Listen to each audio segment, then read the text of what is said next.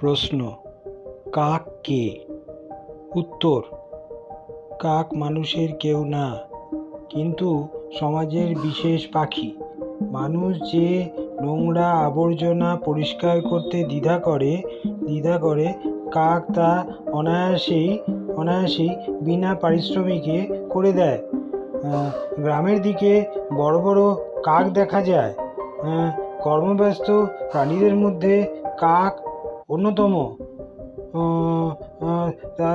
যদিও কাক ঠুকরে দিতে পারে, কিন্তু তবুও কাককে এই জন্য থ্যাঙ্কস বলবো, কারণ কাক আমাদের পরিষ্কার পরিচ্ছন্ন থাকতে শিখিয়েছে। শিখিয়েছে। তাই জন্য কাক খুব ভালো একটা পাখি।